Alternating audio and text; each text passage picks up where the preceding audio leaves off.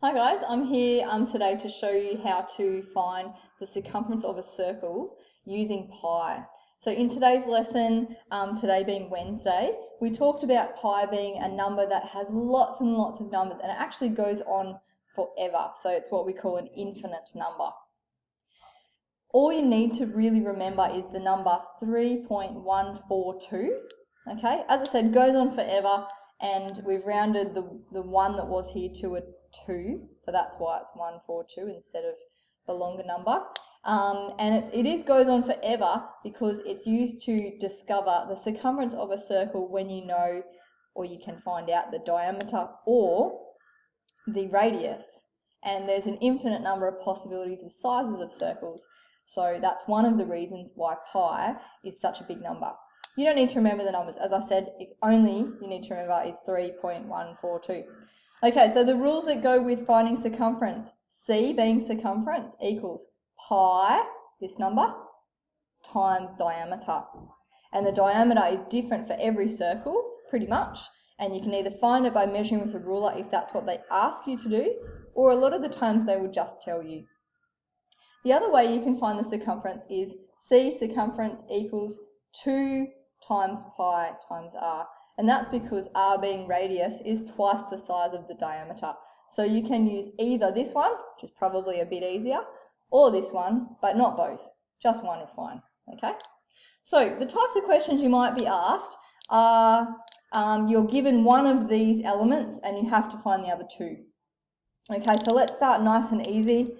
If you're given the radius of something and the radius of a circle, and that being, okay, the radius is just from the middle outwards, that measurement. So the radius of a circle is 3 centimeters, for example, okay? You know that the diameter of a circle, using a different color, is from one side all the way to the other side through the middle of the circle. And so it is twice the size of the radius. So all you need to do is times it by 2. So in this case, it is 6 centimeters, okay?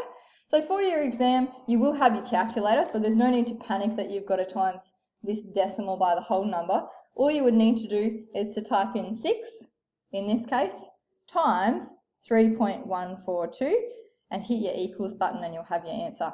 What you do need to do in your exam though is to write down your working. So your first set of working would be something like pi d, and that's showing you that you know the rule is pi times diameter. In this case, 3.142, because pi is the same all the time, times the diameter in this question, which is 6, and you would write your answer, which in this case is 18.852 centimeters. Alrighty, that's what it says in my calculator. Now, it is important to use your common sense here. So if you know that you're timesing the diameter of 6 and pi is close to 3, your answer should be about 18, because 3 times 6 is 18. If you've got an answer of 40 billion, for example, or even 24, you know that that's too big and you might have made an error using your calculator. And I spoke in class today about the importance of not trying to use it like a phone, okay? Put your calculator on your desk and use one finger to type in the things that you need, okay? So my circumference, as I said, in this case is 18.852 centimeters. Now you might get a different type of question slightly where you are given the diameter first, then you've got to find the radius and the circumference. So let's do one of those. So the diameter is 5 centimeters. The radius is half the size of the diameter. So in this case, it's going to be 2.5 centimeters. Right. Then you would just go pi times d in this case. So 5 times 3.142. And my answer is 15.71. And I'm thinking to myself, 3 times 5 is 15. So my answer should be right, should be close, or at least close to right.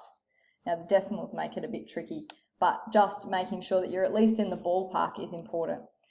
Okay, so the other types of questions that you might get are where you are given the circumference and you've got to work backwards. So let's do one of those questions. So for example, I've just done one on my calculator to work out a type of question. Say that your circumference is 28.278 centimetres. Alrighty, so you've got to work backwards now, and you're thinking to yourself, to work forwards before I was timesing. So to work backwards, you're using the opposite operation, which is divide, okay?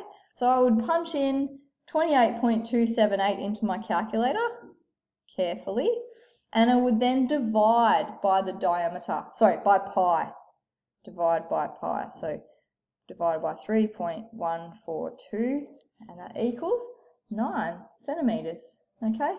Now you would be thinking radius is half of the diameter, so you'd be halving that or timesing it, dividing by 2. So 4.5 centimetres in this case, okay? So just to recap on that, if you're given the circumference and you're asked to find the diameter and the radius, you would be dividing circumference by pi to get your answer. Okay, I'll do loads more of these questions in class. If you've got any questions, let me know, but it seems fairly straightforward. The three things that you've got to remember: pi, 3.142, and circumference equals pi times your diameter, or circumference equals 2 times pi times r, because your radius is twice the size of your diameter. Okay, good luck.